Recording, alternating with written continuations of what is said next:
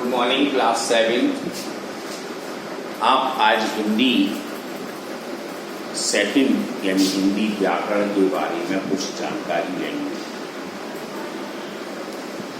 आपको first lesson में भेज दिया था, लेकिन आज हम उसको पढ़ाने का समय मिल गया, हम पढ़ा दे रहे हैं। उसका महत्व क्या है वो बता दे रहे हैं। तो इस चैप्टर का नाम है भाषा और व्याकरण। भाषा किसे कहते हैं, व्याकरण क्या होता है, उनके बारे में जाना। तो जो आप 6 में पढ़ चुके हो वो जी 7 में, वो जी 8 में, यानी कि छोटे से लेके बड़े क्लासेस तक वही ऐसी, लेकिन क्या थोड़ा थोड़ा अंतर है। अब भाषा किसे कहते हैं, अपने शब्दों दूसरों के सामने लिखकर, पढ़कर, बोलकर, सुनकर आदान प्रदान करते हैं, वह हमारी भाषा कहलाती है। भाषा के कितने रूप होते हैं? तो भाषा के 2 रूप होते हैं हिंदी में, लेकिन 3 भी होते हैं। तीसरी होती है सांकेतिक भाषा, इशारों वाली भाषा। वो भी आप बताइए क्या होती है। मौखिक भाषा किसे कहते हैं, लिखित भाषा किसे कहते हैं, इन दोनों में अंतर क्या है? तो सब वही चीज है। तो मौखिक भाषा क्या है?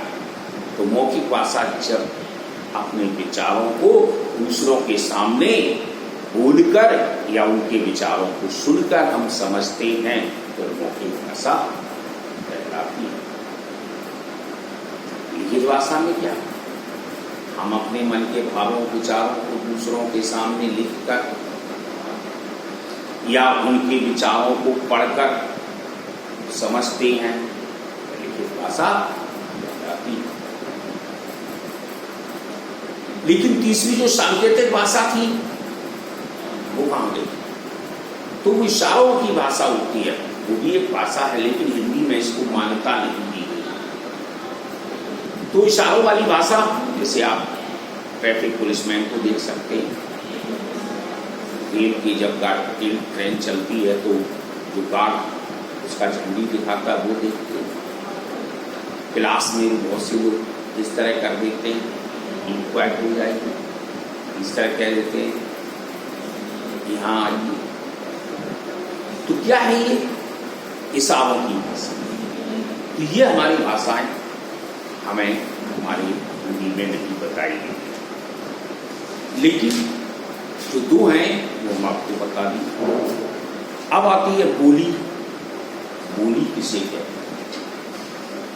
तो बोली किसी सीमित क्षेत्र में प्रयोग की जाने वाली भाषा बोली कहलाती है।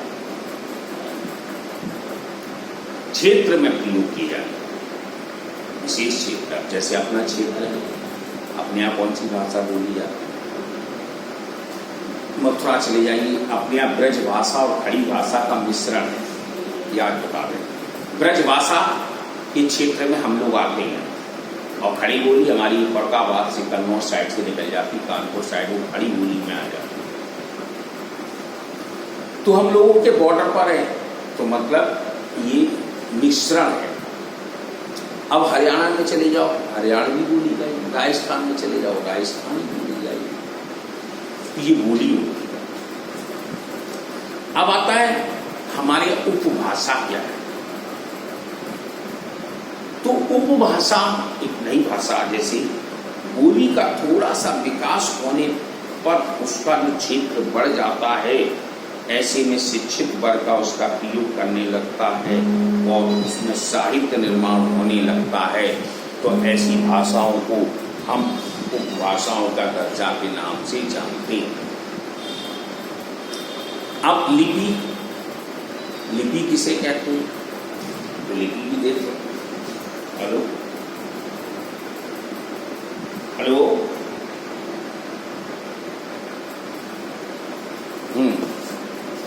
तो लिपि किसे कहते हैं? लिपि की बात चल रही है। तो भाषा के लिखने की विधि में जो निर्धारित चिन्ह होते हैं वो लिपि कहलाती है। जो लिखने का तरीका। तो अब जैसे हिंदी में देवनागरी लिपि, उर्दू में आपकी फारसी, अंग्रेजी में रोमन, ये लिपियां कहलाती। अब आती है राष्ट्रभाषा। राष्ट्रभाषा क्या है? राष्ट्रभाषा हिंदी है, जिसका 14 सितंबर 1949 में हमारे देश में इस भाषा का यानी कि सबसे उच्च भाषा का निर्माण किया गया, वो हिंदी है, हमारे संसद में रखी गई। तो वो राष्ट्रभाषा कहलाती है। और मातृभाषा क्या है? जो बच्चा अपने घर पर जब जन्म लेता है तो अपनी माँ के संपर्क में, अपने परिवार के संपर्क में जो भाषा सीखता है वो हमारी मातृभाषा कहलाती है। यहाँ तो भाषा हो गई। अब कहता व्याकरण। व्याकरण क्या है? तो व्याकरण वह शास्त्र है, व्याकरण वह शास्त्र है जिसकी सहायता से हम क्या करते हैं? शुद्ध बोलना, शुद्ध लिखना, शुद्ध पढ़ना सीखते हैं। व्याकरण कहलाता है। इसके कुछ नियम भी होते हैं, विभाग है इसके 3 है: वर्ण विचार, शब्द विचार और वाक्य विचार। वर्ण विचार के अंतर्गत हम वर्णों का ज्ञान करते हैं, शब्द विचार शब्दों का ज्ञान करते हैं, वाक्य विचार तो वाक्यों का ज्ञान करते हैं। हमारी व्याकरण। अब साहित्य क्या है? लिटरेचर इसका। तो किसी भी भाषा में लिखित ज्ञान का संचित भंडार, जो संचित भंडार है, विशाल रूप है, उसको हम साहित्य कहते हैं। हिंदी साहित्य का एक अपना नियम हमारे देश में, लेकिन ऐसी बात नहीं है, विदेशों से भी लोग हमारे यहाँ हिंदी सीखने आते हैं। तो हिंदी का भी एक बहुत बड़ा रूप है। तो इस चैप्टर में आपके लिए यही चीज बताई गई थी। अगला चैप्टर जब शुरू करेंगे वर्ण विचार का तो वो पढ़ा देंगे, लेकिन आप घर पर पढ़ लेना, हम इसके आज क्वेश्चन आंसर आपको भेज देंगे। तो 2 लेसन आएंगे आपके पेपर में, टेस्ट में जो होगा भी, तो उसको आप तैयारी करते हैं।